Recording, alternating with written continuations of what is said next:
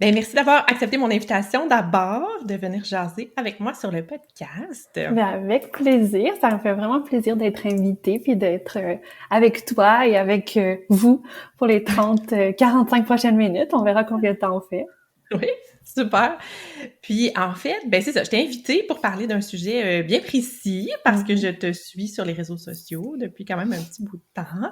Donc, ton compte, en fait, là, que moi je connais, ça s'appelle Mini Bilingue. C'est ça. Donc, on va jaser ensemble de tout ce qui est bilinguisme, plurilinguisme, multilinguisme. Je sais pas comment toi t'aimes le nommer ou c'est quoi le terme que tu utilises habituellement? Alors, ben c'est sûr que, bon, moi, je viens de la recherche, je travaille dans la recherche, donc Ah, souvent, ben il y a des définitions un petit peu précises, là, mais ah, si on reste plutôt dans le langage couramment utilisé, mhm, bilinguisme, multilinguisme, c'est en quelque sorte des synonymes, là, dans le sens où bilinguisme, ben c'est sûr qu'il y a le mot bi dedans, donc ça fait mhm, référence à deux langues. mhm. Multilinguisme, ben ça fait juste référence à plus d'une langue.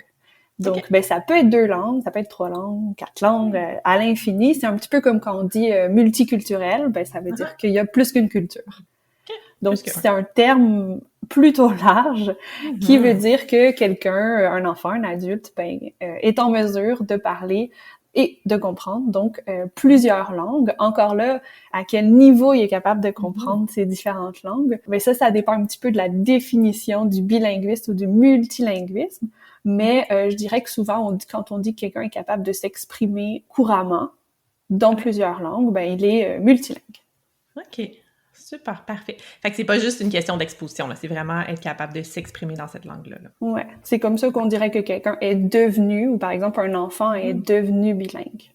Mhm. OK. Parce qu'il est capable maintenant de s'exprimer dans cette langue-là, dans Oui. cette Après, c'est sûr que langue. bon, si on a un enfant très jeune, par exemple une année, ben bilingue selon le niveau attendu. Là, c'est sûr qu'à une Mhm. année, on s'attend pas à ce qu'il soit capable de nous réciter un poème. Donc, Mhm. il pourrait déjà être bilingue, mais au Ouais, niveau d'un ouais, ouais. enfant d'1 an, bien sûr. Ah ouais. Niveau OK. Attendu pour son âge, C'est la ça, communication. c'est ça. Ben parfait. Bon, ça clarifie un petit peu tout ça.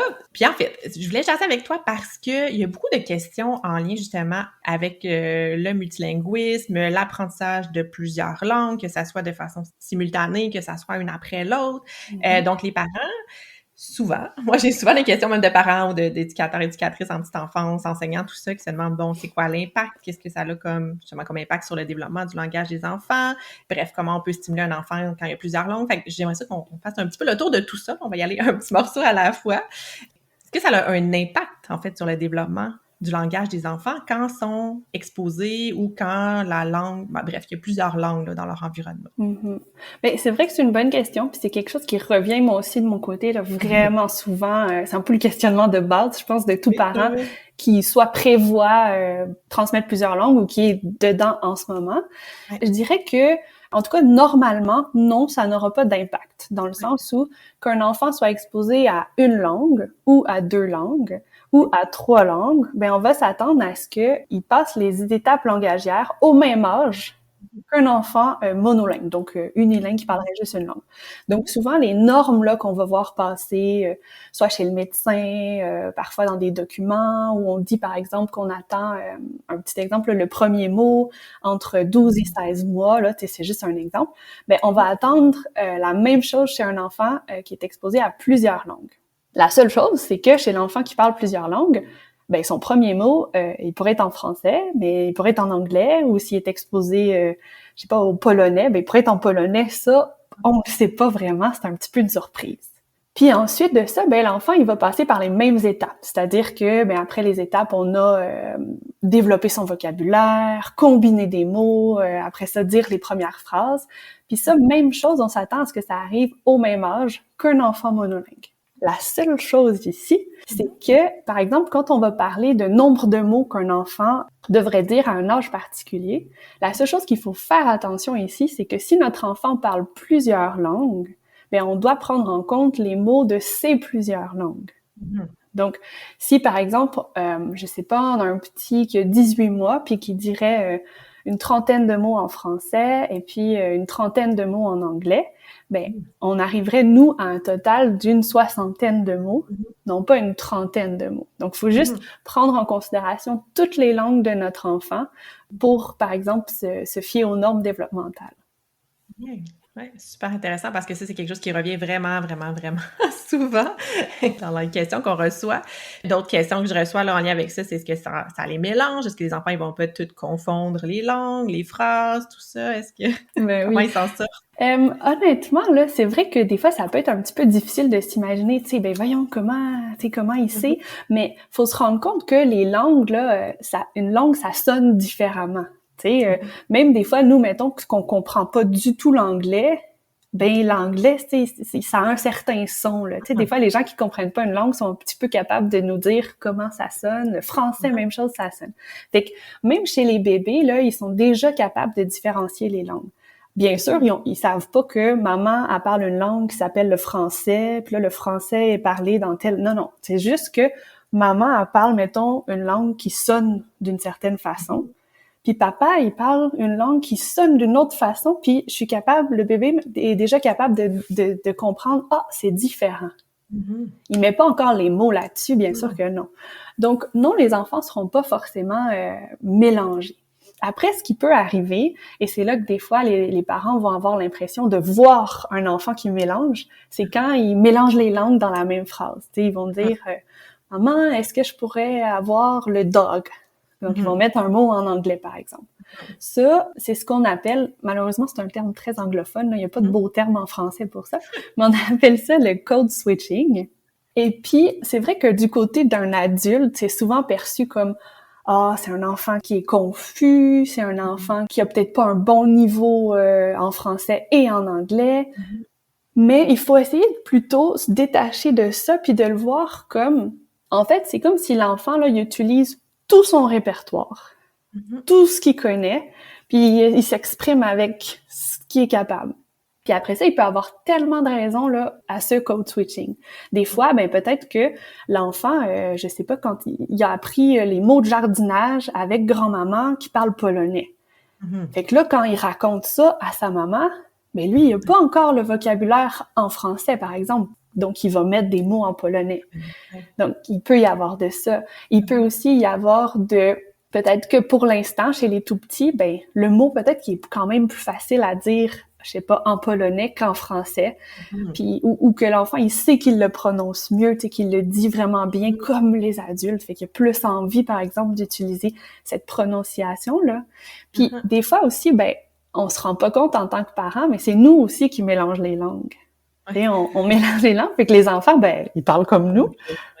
Ils nous imitent, c'est nous le modèle. Donc, des fois aussi, c'est juste, si c'est important pour nous, par exemple, en tant que parents, que notre enfant ne mélange pas trop, parce que pour certaines familles, c'est important, puis c'est correct, ben des fois, il faut juste aussi se remettre soi un petit peu en question, puis dire, attends, est-ce que moi, je mélange beaucoup? Peut-être que oui, puis peut-être que c'est juste une imitation, en fait.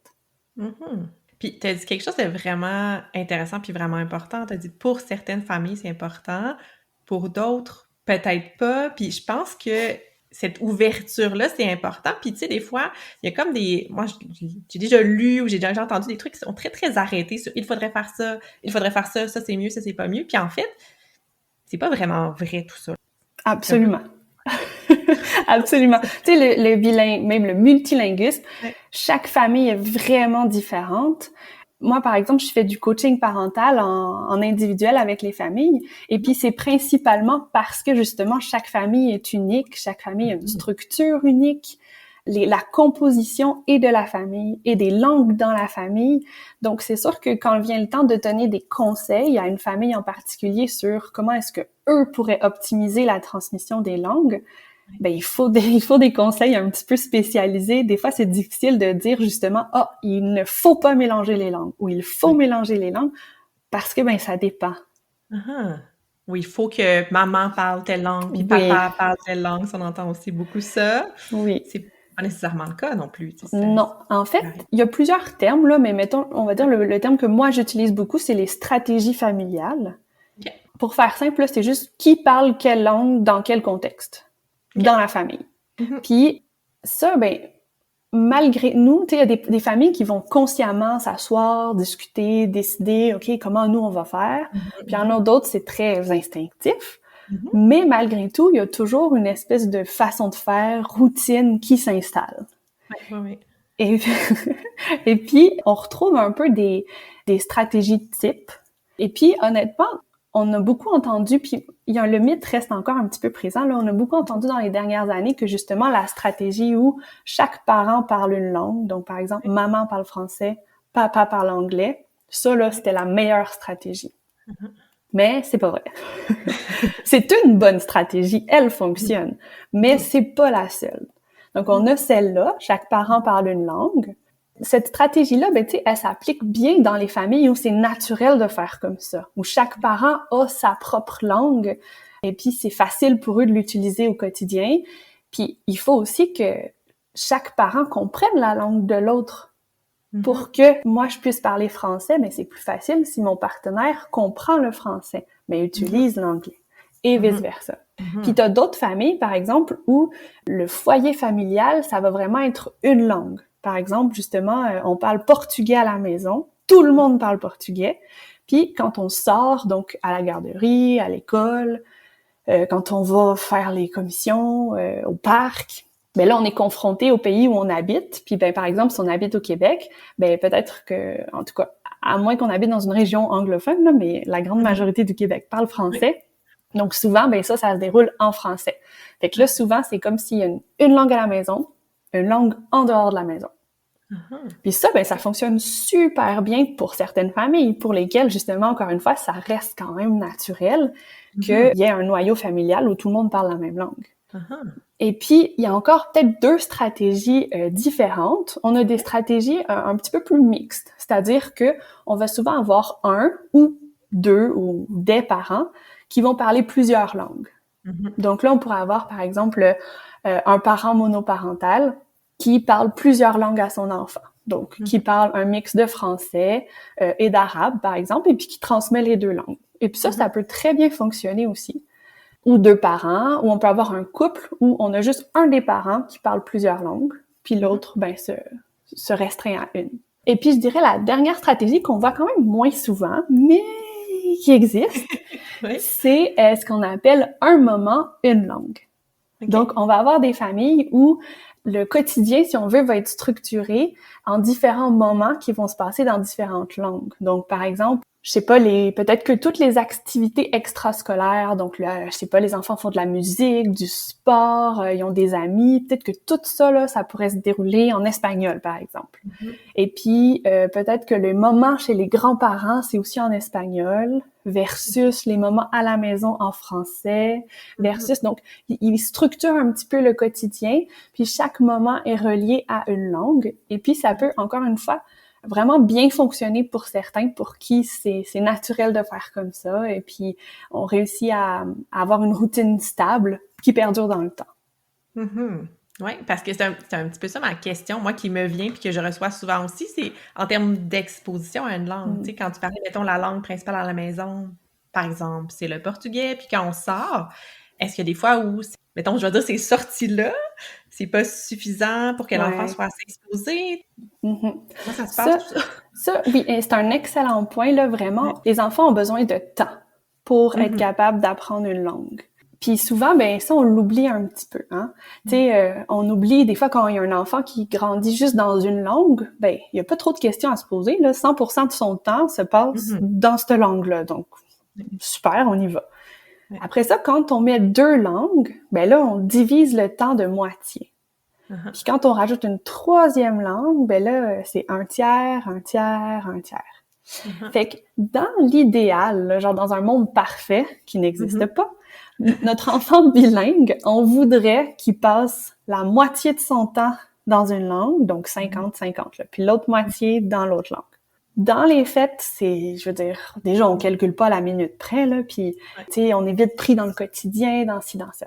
Mais quand on choisit notre stratégie ou quand on regarde comment on va faire ça dans le quotidien pour transmettre nos langues, c'est quand même important de regarder. Des fois, on peut regarder soit notre mois ou notre semaine, puis noter, par exemple, là, tu sais, on a, je sais pas, matin, après-midi, soir, les jours du week-end aussi, puis regarder les moments, ils se passent dans quelle langue. Puis essayer de regarder, OK, ça veut dire que est-ce que mon enfant, il passe 5 jours semaine en français, puis 2 jours semaine en espagnol? Parce que si oui, il faut quand même que je sois consciente que peut-être faudrait un petit peu mettre plus d'emphase sur l'espagnol pour essayer de se rapprocher un peu plus d'un équilibre entre les deux langues. Parce que souvent, ben, les enfants, ils vont se développer proportionnellement au temps qu'ils passent dans chaque langue. Donc, si ils passent beaucoup de temps en français, ben, il va se développer plus en français, versus s'il passe juste ses fins de semaine en espagnol, ben, c'est possible que son développement soit un petit peu plus lent, qu'il ait moins de vocabulaire, qu'il fasse des phrases moins longues, qu'il se sente moins confortable en espagnol. Donc, il faut juste faire attention, puis des fois, on se fait un petit peu avoir parce que, par exemple, on se dit « Ah, ben nous autres, c'est bon, papa parle espagnol, maman parle français. » Fait que ça fait moitié-moitié. Tu sais, vite de même. Mais des fois, quand on s'arrête un petit peu, puis qu'on regarde dans les faits, puis on se dit « Oh, ben là, attends, là, papa, il est juste présent la fin de semaine, puis mais, par exemple, la semaine, ben, notre enfant va à la garderie toute la journée en français, le soir, il est en français avec maman. » Ah ben là, oups, attends, là, oui, on fait un parent une langue, mais mon enfant, il passe quand même 5 jours par semaine en français, puis juste les fins de semaine en espagnol. Fait que là, ce qu'on peut faire, par exemple, pour essayer de contrebalancer ça, c'est de dire, ah, OK, faudrait qu'on mette un peu plus l'emphase sur l'espagnol. Fait qu'on pourrait acheter des livres en espagnol.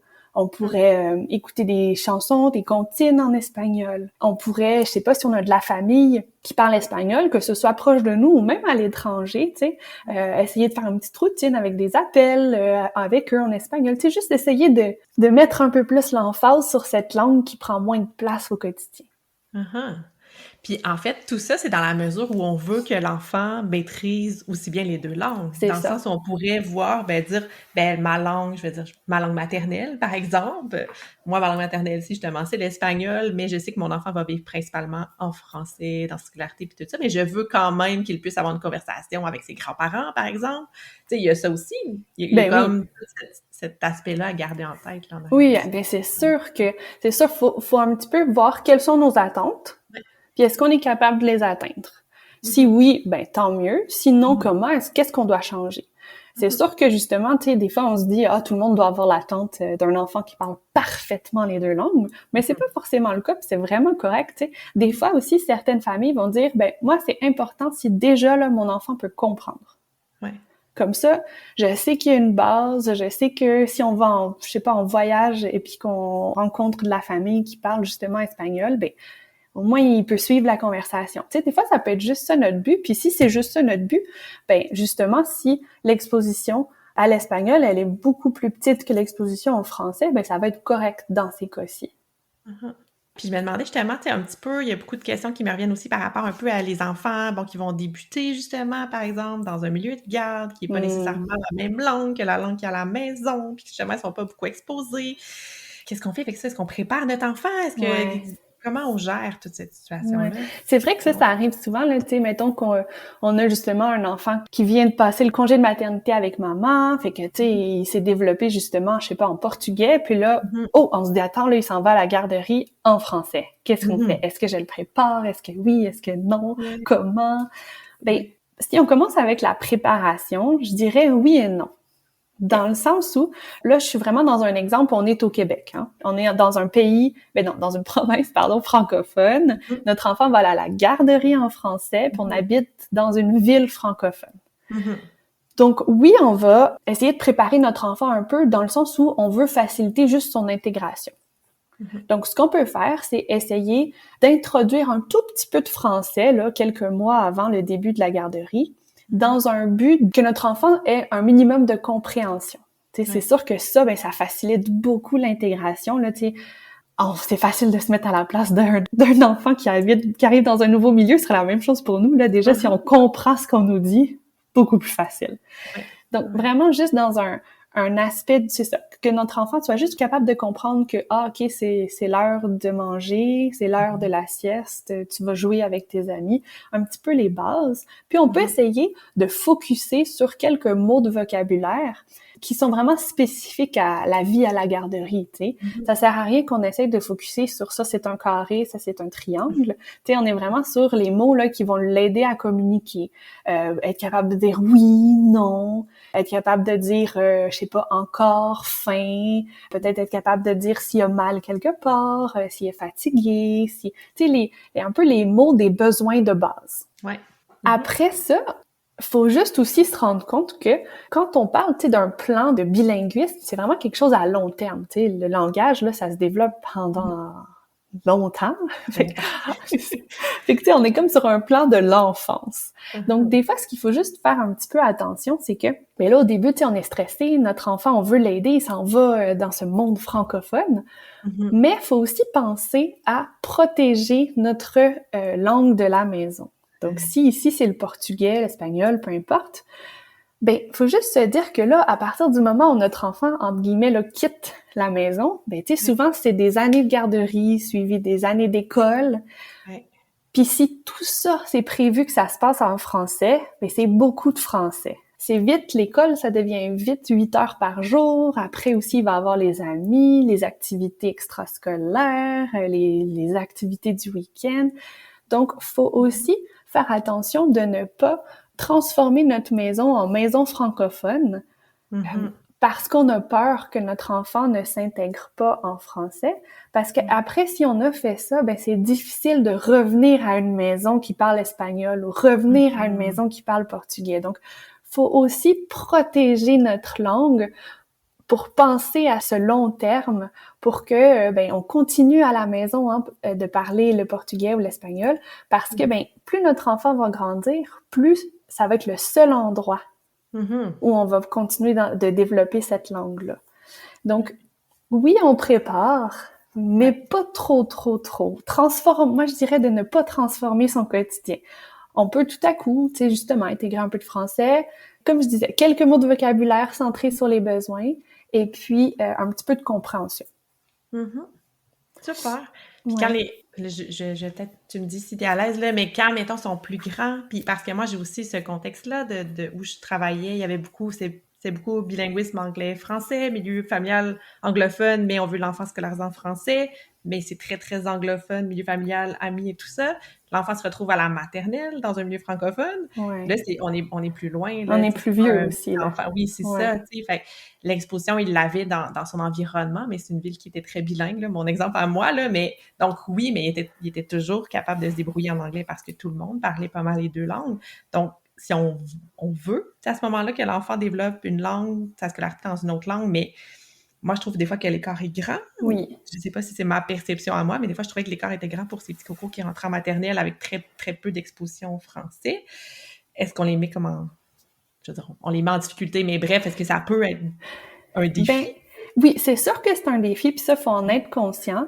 Puis je dirais que c'est sûr que chez les plus petits, comme tu disais, l'écart est moins grand parce que quand les enfants ont 1 an et demi, 2 ans, ben, ils nous font des combinaisons de mots, puis de 2 mots, puis c'est un peu tout, là. La maternelle, ça parle. C'est sûr que oui, c'est un défi, puis il faut qu'on en soit conscient en tant que parent, puis même en tant qu'enseignant aussi.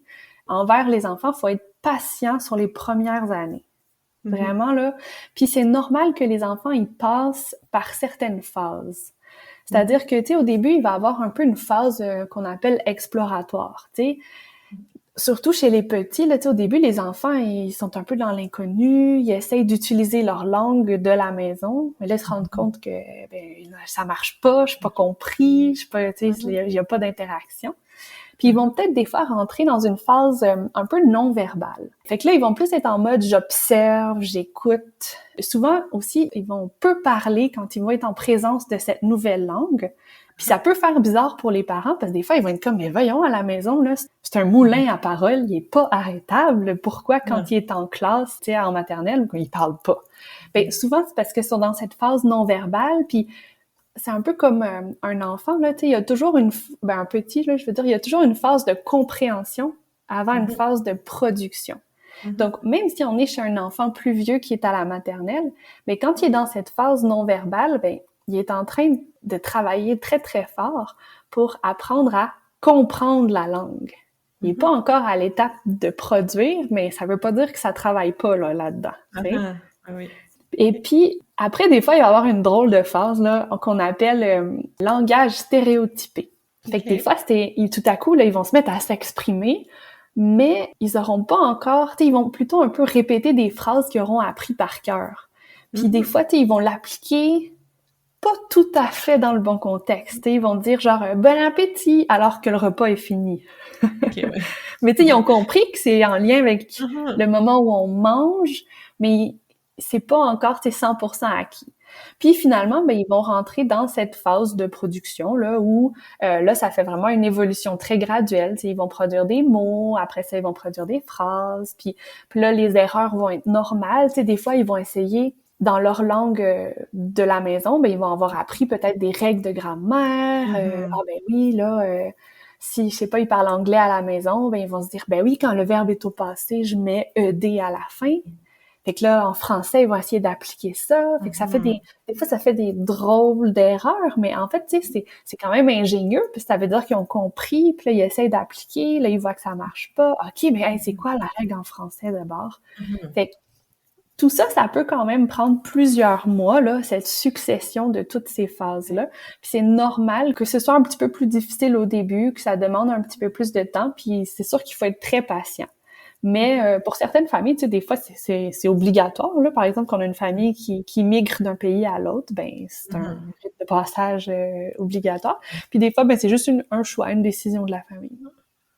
Oui, puis je te dirais peut-être un autre point, c'est que j'entends aussi souvent, quand la personne, il y a des parents qui se questionnent par rapport au choix, mettons, d'un milieu de garde ou tout ça, parce que la personne dans le milieu de garde, sa langue maternelle n'est peut-être pas la langue du milieu de garde. Exemple, au Québec, le français. Donc, il y a plein de personnes que leur langue maternelle n'est pas le français. Donc, oui, elles parlent le français, mais c'est probablement une langue, justement, qu'elles ont appris peut-être plus tard, justement, ou qu'ils sont en apprentissage.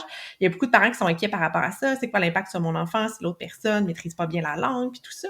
Est-ce que ça a vraiment un impact sur les cocos? Pas tant que ça. Les enfants, c'est juste que, en fait, si par exemple, sont exposés à une multitude de personnes qui parlent français, puis que dans toutes ces personnes-là, il y en a quelques-unes qui ont un accent, qui font des erreurs, c'est vraiment pas grave. Tu sais, les enfants, là, ils sont vite capables de comprendre c'est quoi la bonne prononciation.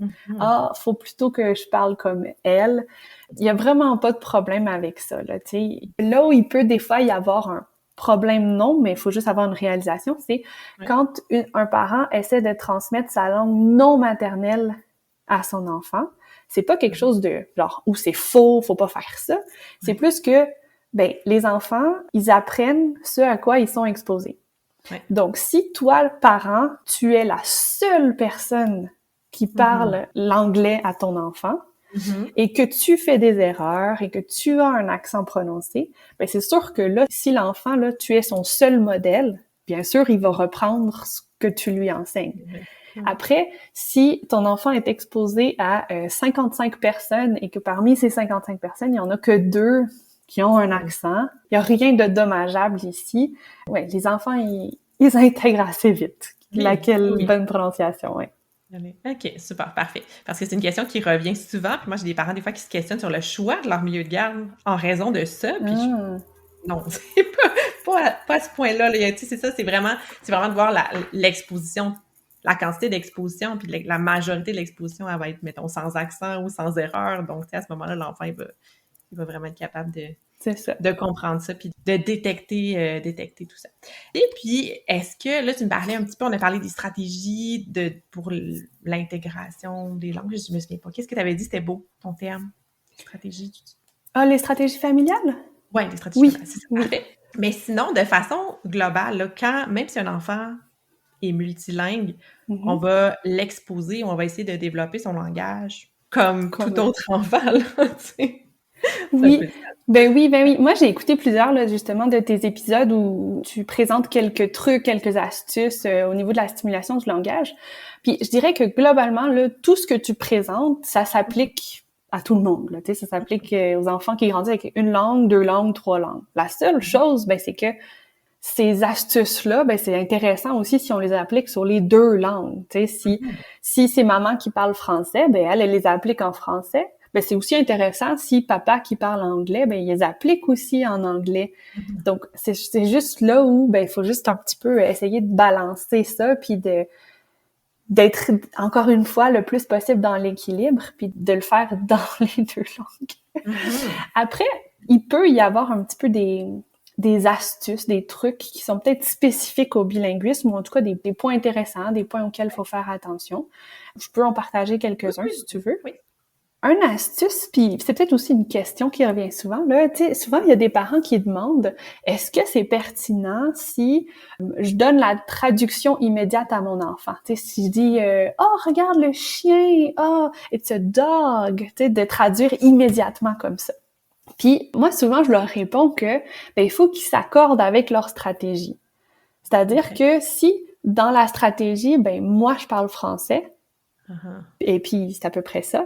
Puis papa parle anglais, ben moi il faut que je focus sur le français, là. C'est un peu ma mission, tu sais. Par contre, si on est dans une stratégie où moi je suis un parent qui parle plusieurs langues, ben il y a pas de problème de justement faire cette traduction immédiate. Puis en fait, c'est vraiment intéressant là, en 2022, il y a une étude qui a été faite exactement sur ça. Puis tu sais, ils ont séparé les enfants en deux groupes. Puis en fait, un groupe où on faisait une traduction immédiate. Fait que la maman disait à son petit enfant, oh, look at the dog, regarde le chien. Puis dans l'autre groupe, ils ont fait traduction différée. Donc, la maman disait, oh, look at the dog. Et puis, plus tard, par exemple, ben, on parlait en anglais, puis on disait, ah, ce matin, t'as vu un chien? Oui, un chien. Donc, tu sais, c'était différé. C'était, ça peut être le lendemain, ça peut être que quand papa arrive, il parle de sa journée. Tu sais, c'est vraiment différé. Puis les deux groupes, on a vu que ben, ils se développaient tout aussi bien, ils apprenaient tout aussi bien leur vocabulaire. Fait que vraiment, ça montre que c'est possible de traduire tout de suite, c'est possible de traduire beaucoup plus tard. Faut juste un petit peu rester cohérent avec sa stratégie familiale, tu sais. Justement, moi, je focus sur le français ou je focus sur le français et l'anglais.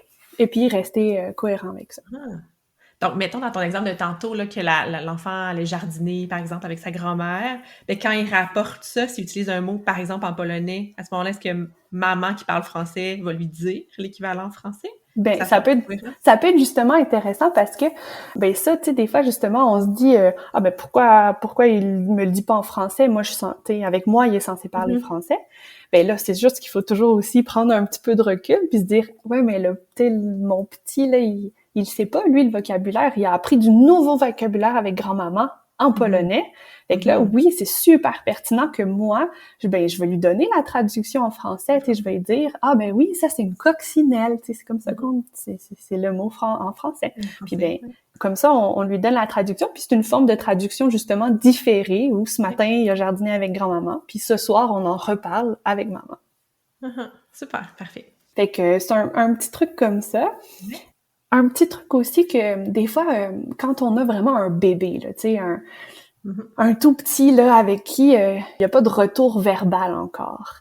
Ben, souvent, il y a des parents pour qui, tu sais, ils vont se dire, ah, ben, hey, moi, je suis dans mon congé de maternité, tu sais, j'essaie de transmettre l'espagnol, mais là, je sais pas comment faire, là, tu sais, c'est pas comme si j'allais dire vache, puis qu'il allait me répéter, là, tu sais, il y a 3 mois. Fait que souvent, dans ces cas-là, j'essaie de conseiller aux parents je sais pas, peut-être que tu connais la traduction en français, là, mais en anglais, on appelle ça le self-talk. Verbaliser qu'est-ce que tu fais, ouais. C'est ça, tu sais, de vraiment raconter. Tu racontes ce que tu es en train de faire, comme ce que tu ressens, qu'est-ce que tu as vu, qu'est-ce que tu entends, qu'est-ce que tu penses. Puis comme ça, ben tout à coup, sans trop t'en rendre compte, là, tu viens de t'exposer ton enfant à des centaines de mots sur la journée. Puis c'est juste une petite habitude à apprendre, puis ça peut vraiment aider, en tout cas chez nos bébés, à autant les exposer à, par exemple, l'espagnol, mais aussi à prendre l'habitude d'utiliser l'espagnol avec notre enfant. Ouais. Un autre truc, ça, je pense que tu en parles beaucoup toi aussi, mais c'est de reformuler plutôt que de corriger nos enfants. Ben, c'est sûr que ça s'applique à tous les enfants, mais c'est aussi pour les enfants qui sont multilingues. Ben, quand il y a des mélanges de langues, ben, c'est sûr que quand on corrige l'enfant, ben, on est en train de lui donner le sentiment que ce qu'il a dit, c'était faux. Alors que, ben, théoriquement, même s'il a mélangé 2 langues, ben, c'était sûrement pas faux. Il a utilisé des mots qui existent pour s'exprimer et la personne l'a compris. Donc, un petit peu dans le même sens là, qu'un enfant qui prononcerait mal un certain mot, ben c'est beaucoup plus intéressant de juste reformuler, par exemple, juste en français, si moi je transmets le français à mon enfant pour essayer d'éviter, tu sais, ce sentiment négatif. Ouais. Est-ce qu'on a le temps pour d'autres petits... Oui, Ben oui. Alors, bon, encore une fois, là, ça s'applique autant aux enfants monolingues, là, mais c'est vraiment de mettre le focus sur les livres. En fait, tu sais, souvent quand on transmet nous-mêmes une langue à l'enfant, mais que ben l'enfant il l'apprend pas ailleurs, ben tu sais des fois le vocabulaire qu'on utilise, il est un petit peu coincé dans la routine. Tu sais, on finit par toujours utiliser des mots autour de c'est l'heure de manger, de se préparer pour le dodo, je sais pas, éteindre la télé, de venir m'aider à ranger la vaisselle. Fait que des fois là, d'essayer d'aller chercher des livres qui sont sur d'autres intérêts, que ce soit les planètes, les dinosaures, le voyage, les camions, peu importe. Déjà, on peut suivre les intérêts de notre enfant, mais les livres, ils vont vraiment nous aider là à amener un autre type de vocabulaire que, ben malheureusement, tu sais, c'est dur de l'intégrer dans notre quotidien où on est vite occupé. Fait que ça peut vraiment être une belle façon de diversifier le vocabulaire de nos enfants. À ce moment-là, c'est de raconter, mettons, de lire l'histoire dans la langue qu'on veut. Qu'on veut cibler. Est-ce que tu aurais tendance à le faire comme un peu dans les deux langues? Ça peut être une bonne idée. Ouais. Après, des fois, il faut juste faire attention parce que des fois, les enfants vont associer une histoire à une langue. Ouais. Donc, des fois, tu sais, je sais pas si on a toujours raconté... j'ai pas de livre qui me vient, un classique qui me vient en tête, là, je sais pas, une histoire de Caillou. Si on a toujours raconté le livre de Caillou en français, puis là, tout à coup, on le raconte en espagnol, des fois, les enfants, c'est comme un refus. Ouais. Non, cette histoire, elle est en français. Donc, à voir si on y arrive. Il existe des livres dans toutes les langues. Des fois, certains parents vont même, d'eux-mêmes, prendre un petit... 20-30 minutes, faire la traduction eux-mêmes, puis l'écrire dans le livre, comme ça, tu sais, des fois, c'est plus facile. Là. Des fois, quand les enfants nous demandent de le faire spontanément, on est comme, attends, là. C'est pas poétique, là, ce que je te raconte. Mais oui, d'ailleurs, avec mon équipe, là, on a créé un livre pour enfants, puis on a justement essayé de répondre là à toutes les contraintes des livres. Fait que on a vraiment réussi à créer un livre dans lequel il y a 2 histoires. Donc, on en a une dans chaque langue. Mais on a fait attention à ce que le vocabulaire utilisé dans les 2 livres soit le même. Donc, comme ça, ben l'enfant est exposé aux mots en français et en anglais, par exemple. Mais comme c'est 2 histoires différentes, ben ça reste que, pour le parent, c'est pas ultra redondant. Et pour l'enfant, ben il peut quand même associer chaque histoire à une langue, mais, tu sais, lire les 2. Puis les histoires, ben ce qu'on a fait aussi, c'est que elles sont liées entre elles. Donc, ça oblige un petit peu notre enfant à vraiment lire dans les 2 langues, parce que s'il veut connaître la suite, il faut changer de langue. Donc, c'est un concept qu'on a essayé, qui pour l'instant a l'air de plaire, mais ça marche assez bien justement pour un peu obliger, entre guillemets, là, à lire pour de vrai dans les 2 langues. Oui. Ah, super. Puis un autre élément qui est vraiment important, si c'est possible pour la famille, c'est d'essayer de créer un lien culturel avec la langue qu'on essaye de transmettre. Je sais que c'est pas tout le monde qui est multiculturel, puis c'est vraiment c'est correct là, chacun aussi s'investit autant qu'il le souhaite là-dedans, mais c'est juste que quand on fait un lien avec la culture, ben ça crée un attachement à la langue. Puis là, de la culture, c'est large là, tu sais, ça peut autant être de la nourriture, des fêtes culturelles, des films, de la musique, des livres, chaque famille aussi, des fois, est ciblée sur certaines choses, mais ça peut être intéressant, surtout pour le long terme, pour que notre enfant il soit attaché à la langue puis qu'il ait envie de la garder un peu toute sa vie.